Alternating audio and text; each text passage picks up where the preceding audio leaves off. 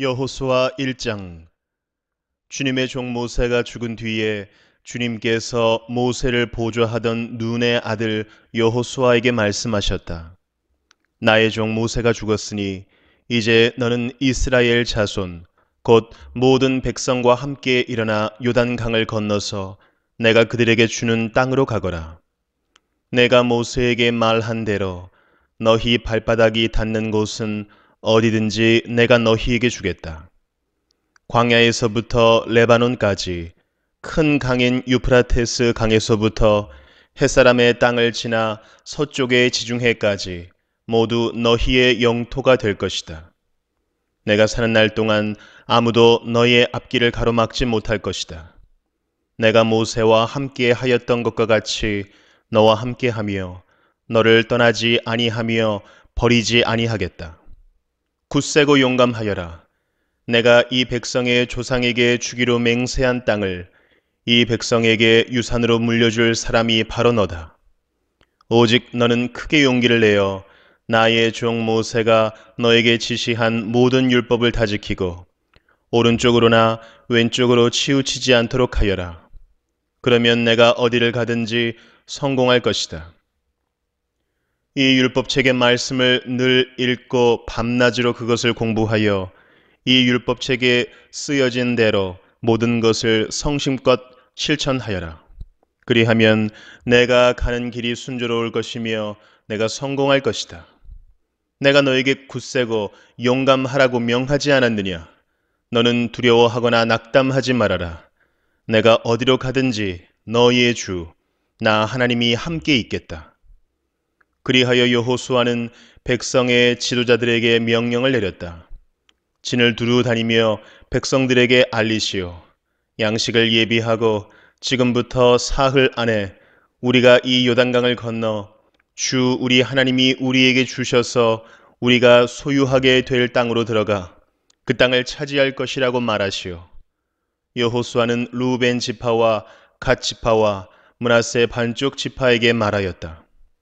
주님의 종 모세가 당신들에게 이르기를 주 당신들의 하나님이 당신들에게 요단강 동쪽의 이 땅을 당신들이 편히 쉴 곳으로 주실 것이라고 하였으니 당신들은 이 말을 기억하십시오.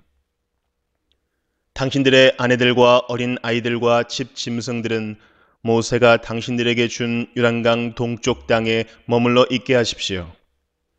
그러나 당신들의 모든 용사들은 무장을 하고 당신들의 동족들보다 앞서 건너가서 그들을 도와주십시오.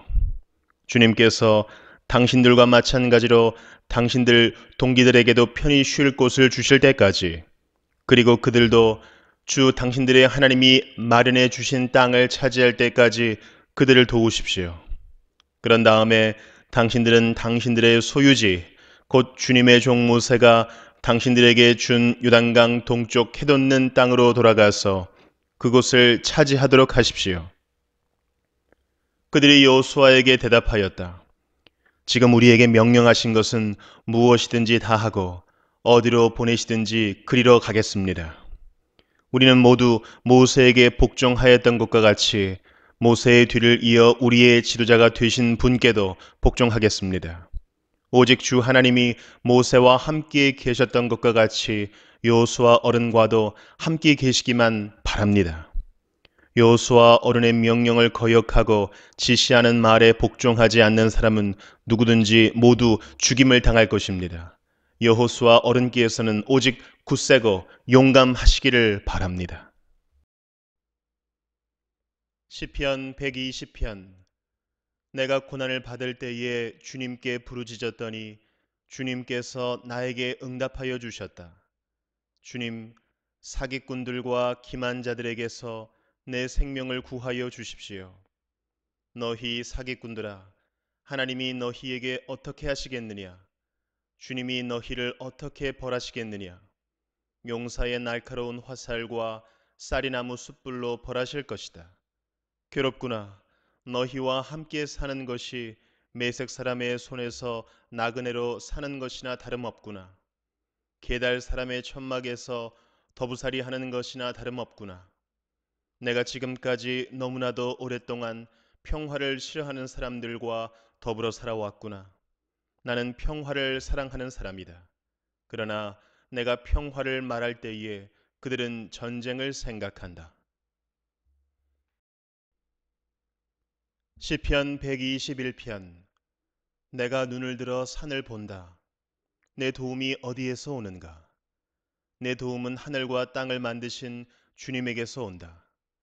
주님께서는 내가 헛발을 디디지 않게 지켜주신다. 너를 지키시느라 졸지도 않으신다.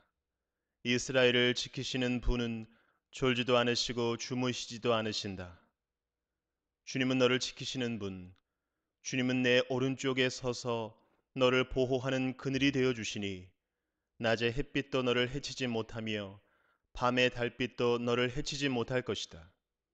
주님께서 너를 모든 재난에서 지켜주시며 내 생명을 지켜주실 것이다. 주님께서는 내가 나갈 때나 들어올 때나 이제부터 영원까지 지켜주실 것이다. 시편 122편. 사람들이 나를 보고 주님의 집으로 올라가자 할 때에 나는 기뻤다. 예루살렘아, 우리의 발이 내 성문 안에 들어서 있다. 예루살렘아, 너는 모든 것이 치밀하게 갖추어진 성읍처럼 잘도 세워졌구나. 모든 지파들, 주님의 지파들이 주님의 이름을 찬양하려고 이스라엘의 전례에 따라 그리로 올라가는구나. 거기에 다스리는 보좌가 놓여 있으니 다윗 가문의 보좌로구나. 예루살렘의 평화가 깃들도록 기도하여라. 예루살렘아, 너를 사랑하는 사람들에게 평화가 있기를. 내 성벽 안에 평화가 깃들기를, 내 궁궐 안에 평화가 깃들기를 빈다 하여라. 내 친척과 이웃에게도 평화가 너에게 깃들기를 빈다 하고 축복하겠다. 주 우리 하나님의 집에 복이 깃들기를 빈다.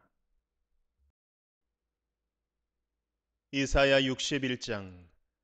주님께서 나에게 기름을 부으시니 주 하나님의 영이 나에게 임하셨다. 주님께서 나를 보내셔서 가난한 사람들에게 기쁜 소식을 전하고 상한 마음을 싸매어 주고 포로에게 자유를 선포하고 갇힌 사람에게 석방을 선언하고 주님의 은혜의 해와 우리 하나님의 보복의 날을 선언하고 모든 슬퍼하는 사람들을 위로하게 하셨다. 시온에서 슬퍼하는 사람들에게 제 대신에 화관을 씌워주시며 슬픔 대신에 기쁨의 기름을 발라주시며 괴로운 마음 대신에 찬송이 마음에 가득 차게 하셨다. 그리하여 사람들은 그들을 가리켜 의의 나무 주님께서 스스로 영광을 나타내시려고 손수 심으신 나무라고 부른다. 그들은 오래전에 황폐해진 곳을 쌓으며 오랫동안 무너져 있던 곳도 세울 것이다. 황폐한 성읍들을 새로 세우며 대대로 무너진 채로 버려져 있던 곳을 다시 세울 것이다. 낯선 사람들이 나서서 너희 양떼를 먹이며 다른 나라 사람들이 와서 너희의 농부와 포도원 지기가 될 것이다. 사람들은 너희를 주님의 제사장이라고 부를 것이며 우리 하나님의 봉사자라고 일컬을 것이다. 열방의 재물이 너희 것이 되어 너희가 마음껏 쓸 것이고 그들의 부귀 영화가 바로 너희 것임을 너희가 자랑할 것이다. 너희가 받은 수치를 갑절이나 보상받으며 부끄러움을 당한 대가로 받은 몫을 기뻐할 것이다. 그러므로 너희가 땅에서 갑절의 상속을 받으며 영원한 기쁨을 차지할 것이다. 나 주는 공평을 사랑하고 불의와 약탈을 미워한다. 나는 그들의 수고를 성실히 보상하여 주고 그들과 영원한 언약을 세우겠다. 그들의 자손이 열방에 알려지며 그들의 자손이 만민 가운데 알려질 것이다. 그들을 보는 사람마다 그들이 나 주의 복을 받은 자손임을 인정할 것이다. 신랑에게 제사장의 관을 씌우듯이 신부를 폐물로 단장시키듯이 주님께서 나에게 구원의 옷을 입혀주시고 의의 겉옷으로 둘러주셨으니 내가 주님 안에서 크게 기뻐하며 내 영혼이 하나님 안에서 즐거워할 것이다. 땅이 싹을 내며 동산이 거기에 뿌려진 것을 움트게 하듯이 주 하나님께서도 모든 나라 앞에서 의와 찬송을 샘솟듯이 솟아나게 하실 것이다. 마태복음 9장. 예수께서 배에 오르셔서 바다를 건너 자기 마을에 돌아오셨다. 사람들이 중풍병 환자 한 사람을 침상에 누인 채로 예수께로 날아왔다. 예수께서 그들의 믿음을 보시고 중풍병 환자에게 말씀하셨다. 기운을 내라, 아이야. 내 죄가 용서받았다. 그런데 율법학자 몇이 이 사람이 하나님을 모독하는구나 하고 속으로 말하였다. 예수께서 그들의 생각을 아시고 말씀하셨다. 어찌하여 너희는 마음속에 악한 생각을 품고 있느냐? 내 죄가 용서받았다 하고 말하는 것과 일어나서 걸어가거라 하고 말하는 것 가운데서 어느 쪽이 더 말하기가 쉬우냐? 그러나 인자가 땅에서 죄를 용서하는 권세를 가지고 있음을 너희들이 알게 하겠다. 그리고 예수께서 중풍병 환자에게 일어나서 내 침상을 거두어 가지고 집으로 가거라 하시니 그가 일어나서 자기 집으로 돌아갔다. 무리가 이 일을 보고서 두려움에 사로잡히고 이런 권한을 사람들에게 주신 하나님께 영광을 돌렸다. 예수께서 거기에서 떠나서 길을 가시다가 마태라는 사람이 세관에 앉아 있는 것을 보시고 말씀하셨다. 나를 따라오너라. 그는 일어나서 예수를 따라갔다. 예수께서 집에서 음식을 드시는데 많은 세리와 죄인이 와서 예수와 그 제자들과 자리를 같이 하였다. 바리새파 사람들이 이것을 보고 예수의 제자들에게 말하였다. 어찌하여 당신네 선생은 세리와 죄인과 어울려서 음식을 드시오? 예수께서 그 말을 들으시고서 말씀하셨다. 건강한 사람에게는 의사가 필요하지 않으나 병든 사람에게는 필요하다. 너희는 가서 내가 바라는 것은 자비요 희생 제물이 아니다 하신 말씀이 무슨 뜻인지 배워라. 나는 의인을 부르러 온 것이 아니라 죄인을 부르러 왔다. 그때 요한의 제자들이 예수께 와서 물었다. 우리와 바리새파 사람은 자주 금식을 하는데 왜 선생님의 제자들은 금식을 하지 않습니까? 예수께서 그들에게 말씀하셨다. 혼인잔치의 손님들이 신랑이 자기들과 함께 있는 동안에 슬퍼할 수 있느냐? 그러나 신랑을 빼앗길 날이 올 터이니 그때에는 그들이 금식할 것이다. 생배 조각을 낡은 옷에다 대고 깁는 사람은 없다. 그렇게 하면 새로 된 조각이 그 옷을 당겨서 더욱더 크게 찢어진다. 새 포도주를 낡은 가죽 부대에 담는 사람은 없다. 그렇게 하면 가죽 부대가 터져서 포도주는 쏟아지고 가죽 부대는 못 쓰게 된다. 새 포도주는 새 가죽 부대에 담아야 둘 다 보존된다. 예수께서 이 말씀을 하실 때에 지도자 한 사람이 와서 예수께 무릎을 꿇고 말하였다. 내 딸이 방금 죽었습니다. 그러나 오셔서 그 아이에게 손을 얹어 주십시오. 그러면 살아날 것입니다. 예수께서 일어나서 그를 따라가셨고 제자들도 뒤따라갔다. 그런데 12해 동안 혈루증으로 앓는 여자가 뒤에서 예수께로 다가와서 예수의 옷술에 손을 대었다. 그 여자는 속으로 말하기를 내가 그의 옷에 손을 대기만 하여도 나을 텐데 했던 것이다. 예수께서 돌아서서 그 여자를 보시고 말씀하셨다. 기운을 내어라 딸아. 내 믿음이 너를 구원하였다. 바로 그때에 그 여자가 나았다. 예수께서 그 지도자의 집에 이르러서 피리를 부는 사람들과 떠드는 무리를 보시고 이렇게 말씀하셨다. 모두 물러가거라. 그 소녀는 죽은 것이 아니라 자고 있다. 그들은 예수를 비웃었다. 무리를 내보낸 다음에 예수께서 들어가셔서 그 소녀의 손을 잡으시니 그 소녀가 벌떡 일어났다. 이 소문이 그 온 땅에 퍼졌다. 예수께서 거기에서 떠나가시는데 눈먼 사람 둘이 다윗의 자손이여 우리를 불쌍히 여겨 주십시오 하고 외치면서 예수를 뒤따라왔다. 예수께서 집 안으로 들어가셨는데 그 눈먼 사람들이 그에게 나아왔다. 예수께서 그들에게 말씀하셨다. 너희는 내가 이 일을 할 수 있다고 믿느냐? 그들이 예 주님 하고 대답하였다. 예수께서 그들의 눈에 손을 대시고 말씀하셨다. 너희 믿음대로 되어라. 그러자 그들의 눈이 열렸다. 예수께서 그들에게 엄중히 다짐하셨다. 이 일을 아무에게도 알리지 말아라. 그러나 그들은 나가서 예수의 소문을 그 온 지역에 퍼뜨렸다. 그들이 떠나간 뒤에 귀신이 들려 말 못하는 한 사람을 사람들이 예수께 데리고 왔다.